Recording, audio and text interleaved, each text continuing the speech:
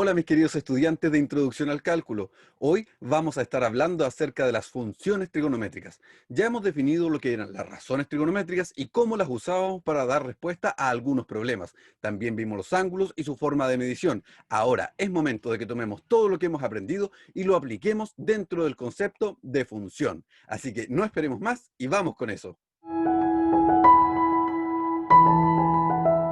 Comencemos conversando sobre esta, la circunferencia unitaria. La circunferencia unitaria es una circunferencia que tiene radio 1, es decir, pasa exactamente por estos puntos que están aquí, donde una coordenada es 0 y la otra es 1.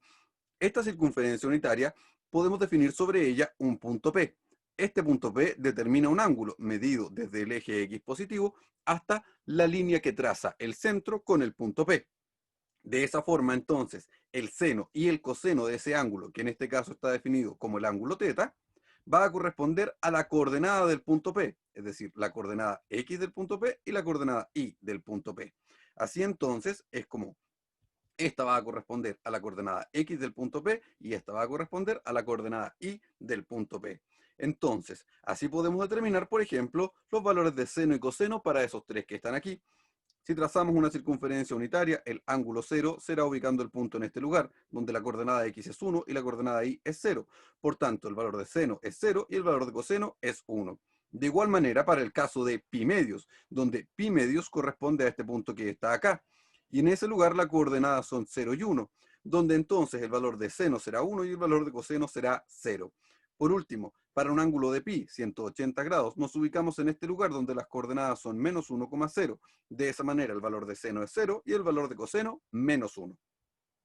Podemos dejar de tarea estos valores angulares para los cuales tú debes encontrar seno y coseno. Una de las primeras propiedades que debemos considerar para seno y coseno es la periodicidad. Esto significa que cada 2pi, es decir, cada una vuelta, vuelve a tomar exactamente el mismo valor. Eso tiene mucho sentido, puesto que si nos ubicamos en cualquier punto P dentro de la circunferencia unitaria, ahí está, nuestro punto P, que determina ese ángulo, entonces nosotros podemos calcular otro ángulo coterminal simplemente agregando una vuelta. Eso ya lo habíamos visto. Y de ahí proviene justamente esto de la periodicidad, que está determinado ahí, donde decimos que el valor de seno de θ es lo mismo que el valor de seno de θ más una vuelta.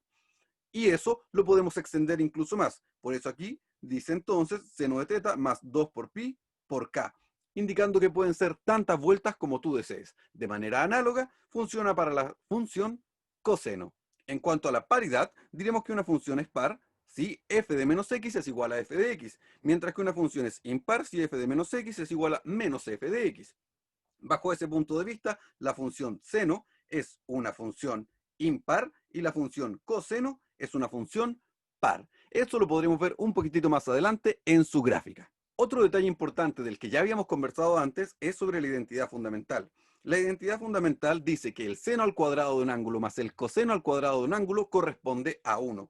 Y eso proviene justamente de la idea de que la circunferencia unitaria se determina mediante esa ecuación, donde el valor de x corresponde al coseno y el valor de y corresponde al seno.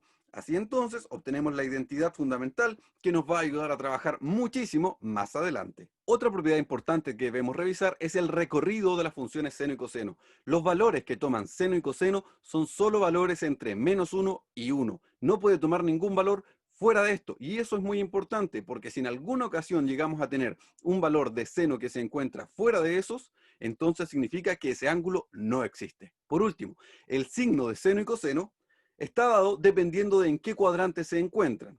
Así, por ejemplo, si un ángulo está entre 0 y pi medios, 0 y 90 grados, es decir, el primer cuadrante, el seno será positivo y el coseno será positivo. Así, si está entre pi medios y pi, es decir, 90 y 180 grados, estará en el segundo cuadrante. Y en ese caso, el valor de seno es positivo y el valor de coseno negativo. Por otro lado, si el valor del ángulo se encuentra entre pi y 3 pi medios, es decir, 180 y 270 grados, en este caso, el valor del seno y del coseno será negativo. Y por último, si el ángulo se encuentra entre 3 pi medios y 2 pi, es decir, 270 y 360 grados, entonces quien es positivo es el coseno y quien es negativo es el seno. Es decir, conocer el signo de seno y coseno nos permite saber en qué cuadrante se encuentra nuestro ángulo. Por último, te presento las gráficas de las funciones seno y coseno. Aquí están. Podemos observar que la función seno comienza en 0, 0, luego sube, luego vuelve a pasar por el valor de 0, baja y vuelve a pasar por el valor de 0, repitiéndose así de manera periódica, lo que ya habíamos hablado antes. Y además podemos notar que es simétrica respecto del origen, es decir, está reflejada respecto del origen. Y de ahí viene justamente el detalle que esta es impar. Mientras que en el caso de la función coseno, esta comienza en el valor 0.1 y luego comienza a descender. Desciende, pasa por el valor 0, llega hasta el valor -1 y vuelve a subir hasta el valor 1.